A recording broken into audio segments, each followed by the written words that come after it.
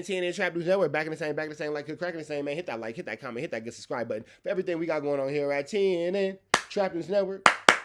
Good news you can use, good knowledge, though. You ain't finna get nobody's college, though, big dog. Hit the like, hit the comment, hit the good subscribe button for everything we got going on here at TNN Trap News Network. That newsing you can using the good knowledge, though. You not finna get in nobody's college, though. Make sure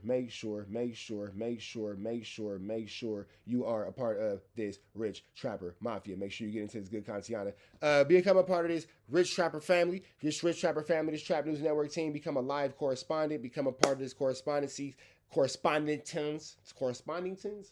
Become a correspondent. Hit me up on Instagram, TRAPNEWS, NETWOR, boom, X, Trap News Network. Make sure you hit me up on Trap News Network, and we will make sure we get you all the information you need so you can become a part of this rich trapper mafia. Tap in with that tap in. If you ain't tapped in with that good, tap in.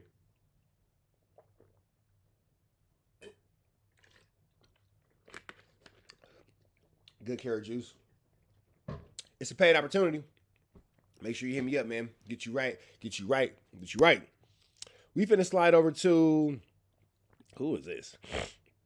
Oh, that's right. 504 Street Stories and Gangsta News Network. I like them. Shout out to Gangsta News Network. I'm Trap News Network. They Gangsta News Network. Show them some love. Make sure you get them with a like, a comment, and subscribe. I just did. And we finna get into it. Rats, protective orders, the Big U federal paperwork that exposed Wack 100 as a snitch. Let's go. I myself have even fallen victim to false narratives. However, through it all, never have I been a fan of Wack 100. Over the course of the last few months, it has become abundantly clear that Eugene Hindley, aka Big U, has been railroaded and tricked off the streets with the assistance of Wack 100. After analyzing the facts and doing extensive research on the entire Big U situation, which ultimately led to him being indicted, a lot of this shit just isn't adding up. Which brings us to our story. Leader or a higher up from the other side, is there any truth to the idea that you might have leaked their address or doxed them in some way? Who address? We'll edit this out. Big U? I don't know his address offhand. Okay. You don't know his address offhand, but you said that everybody, including yourself, knows where he lives. That's not true. Because somebody said that to me, and I was like, wow, that seems over the line. Well, you know, they holler my address. Oh, so it is true. People get mad. So it is true. Because I tell the truth. I just had the young lady, SKG. You been seeing what's going on with her? Who's that? She used to work at K-Day. She used to be out of the 60s. She don't gang bang no more. Sister. But she come out. And she said that she was beat, locked in one of Nipsey's stores, beat while she was pregnant. And she's like got all this type of shit talking about, yeah. Big U, say Big U did it, right? Well, you really made it your mission to expose this, huh? But this dude, Big U, right now, I keep telling everybody, dumb as a box of rocks. If you listen to him long enough, he's gonna contradict himself and tell on himself. Sounds like you. This did not age well. This sounds like Officer Cash McElroy Jones, a.k.a. Wack 100, CS2 back, the Raddington, the only Paru that can't go to Paru Street. Sounds like you're talking about yourself. It sounds like this is a deep moment of self-reflection for you, brother. At one time, he had the popularity vote. Now people are starting to see like, hold on. And more shit gonna continue to come out. He telling everybody he ain't got no federal indictment. Nigga, you got a federal indictment. You think? One for Monster, right? That's the one you mentioned, the boy from 190 name. I got the recordings on that. I just ain't let him go. In the shadows of the federal justice system. Isn't it crazy how he has, years ago, he was telling us how he has things that now are only available through a federal indictment? Interesting. Behind sealed documents and courtroom walls lies a case unlike most. It begins not with a headline, but with a protective order, an invisible barrier between the public and the truth. Filed on May the 6th of 2025, this protective order was no routine measure. It was a legal fortress designed to guard names, medical histories, identities, and secrets that could jeopardize lives if exposed. The defendants, 7 individuals, each accused of playing a role in a criminal web stretching across state lines. Eugene Hindley Jr., Sylvester Robinson, Mark Martin, Tremaine Ashley Williams, Amani Aflajay, Frederick Blanchard Jr., and Tiffany Shanrika Hines. Their alleged crimes? A list that reads like a federal prosecutor's nightmare: racketeering, wire fraud, tax evasion, bank fraud, and even trafficking a person for prostitution across state lines. Eugene Henley Jr. has just been named in a 43-count federal criminal indictment. Prosecutors accuse Henley of racketeering, fraud, extortion, and embezzlement. Henley surrendered to authorities last week in connection with a federal complaint linking him to the 2021 killing of an aspiring rapper. Prosecutors say that Henley, also known as Big U, has ties to the notorious Rollin' 60s street gang. His arraignment is scheduled for April 8th. But before prosecutors could deliver the evidence, they had to take precautions because the documents weren't just paperwork. They were loaded with personal identities, with medical histories, and with the most volatile element of all, the names of the cooperating witnesses. According to the order, much of the evidence ties directly to the government's central claim that these defendants are part of a broader RICO conspiracy, organized, intentional, and criminal. Some of the most sensitive materials, information about confidential informants, people who had infiltrated the circle, who had cooperated, who might one day take the stand and face the very people they helped bring down. The court recognized the danger. If these materials leaked, if even one name got out, lives could be in jeopardy. Protective order was more than a formality. It was a shield. But it wasn't just about witness safety. The case file contained pages and pages of third-party data, social security numbers, addresses, birth dates, data that in the wrong hands can be weaponized. And there was the medical information protected by federal law, tied to real people, and in some cases, deeply relevant to the case itself. If prosecutors had tried to redact all that sensitive content, defense teams would have received stacks of blacked-out pages, useless in court, confusing, possibly even unconstitutional. So the government went to the court and asked for an exception. Let us hand over the full evidence, they said. But because with the way the situation is, if they don't have the full evidence to the situation, it's going to be extremely hard for them to come up with a situation to prosecute these guys. Or, even worse than that, give them an unalivement sentence if they can push that. They got to have everything. It's too much snitching going on. It's too much he said, she said. The 99% of this case, based outside of what they can prove, obviously, as far as the money and all that, blah, blah, blah, is based off witness and victim testimonies. So if you can't see the witness and the victim testimonies in any of the paperwork, it doesn't really give a lawyer a fighting chance to go against this.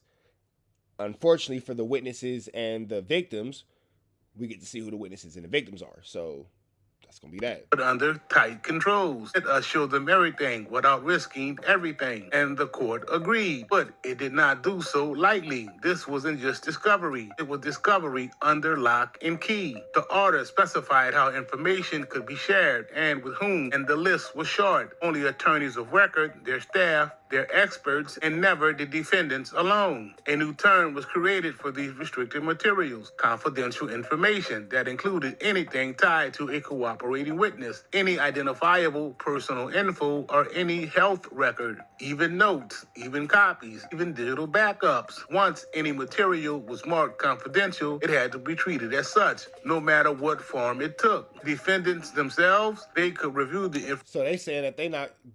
Don't take a photo, don't take a photo memory of that whoopty bam. But I'm wondering how long until we know what's going on, because somebody gonna hop on that phone. Somebody gonna say something. Somebody who know they not coming home is gonna let it be known that, hey, this nigga's telling, bro. Because when you get to the point where you ain't got nothing to lose, you ain't got nothing to lose. Information, but only in the presence of their lawyers, never alone, never without supervision. After each session, every document was to be reclaimed, secured, and locked away. No memory sticks, no cell phone snapshots. And if any of it ended up outside those strict guidelines, the consequences weren't just procedural. It could be criminal. This was the high-stakes reality behind the headlines. A fight for justice where the rules of engagement were written into court orders, not courtroom drama. Under the order, the term CW materials referred to anything that could hint at the identity of a cooperating witness. That meant names, images, addresses, even phone numbers. If a document contained that kind of material, it was to be marked clearly confidential information, content subject to protective order. This label wasn't just for show. It had to appear on every folder, every DVD, every hard drive, or digital transfer the government gave to the defense counsel. The order also created created a strict hierarchy. Only members of the defense team were authorized to view these materials, and the team did not include the defendant's family, friends, and or associates. In some cases, even the defendant had to be kept at an arm's length. They could look, but never hold, read, but never take home, not even a photocopy. Medical records were just as protected. Any detailed link to a patient's name or social security number fell under this lockdown. Even more, if a single document contained both witness and medical information, the stricter CW rules applied. The default was caution. If the defendant disagreed with how a document was labeled, there was a process. First, a private negotiation. If that failed, only the court could intervene. But no matter what, the purpose was clear: protect the integrity of the evidence while still ensuring a fair trial. The defense. But see, here goes the thing too. How can you ensure a fair trial? You want to protect that. See, it's not protect the evidence of the. It's not protect the evidence. It's protect the witnesses while they can snitch on Big U. This is all over everything. If this is supposed to be a fair trial, Wack would have a gag order. You're in the paperwork. You're in the documents. You'd have a gag order. No, Wack is being used because he's swaying public opinion. We all know that public opinion matters in these trials just as much as court opinion. We all know that. You feel me? So Wack is swaying public opinion and help painting the narrative of the propaganda of Big U being a monster. If this was about making sure that the integrity of the case stayed intact, that man who's actually on the paperwork would have a gag order, wouldn't be allowed to talk about it. Loose cannon, who's on the paperwork, would have a gag order and wouldn't be allowed to talk about it. No, they're doing what they're supposed to do, swaying public opinion and making sure Big U looks like a monster while taking down everybody around him and doing the government's job seemingly for him. So, there's that. Defense could use the materials to prepare motions, negotiate pleas, or strategize for trial. But outside of this case, the information was off limits. Even notes scribbled on yellow legal pads, if they included confidential data, were to be treated with the same level of caution. The stakes weren't just theatrical. If the materials were misused, repercussions could compromise the case, or worse, endanger lives. And when the trial ends, the order's grip won't let go. Within 30 days of the final appeal or post-conviction motion, everything has to be returned or destroyed. If the defense kept anything, say under California's professional conduct rules, it has to be certified and documented. If the defense team changed, if a new lawyer came on board, they had to agree in writing to abide by the protective order before receiving any files. This ensured that even as a team evolved, the sensitive nature of the documents never loses its priority. The assistant U.S. attorney assigned to the case was the gatekeeper. No transfer of files, no exceptions, without proper notice and compliance. Ultimately, every defense counsel is responsible for educating their team and their client on the order's demands. Ignorance of the law is not an excuse. Number 14 we have here is ignorance of the law is not a defense. The "I didn't know this was illegal" is not a defense to the charges against you. So neither the police, nor the prosecutor, nor the judge actually cares what you know or don't know about the law. It is presumed that all people within the jurisdiction they are in are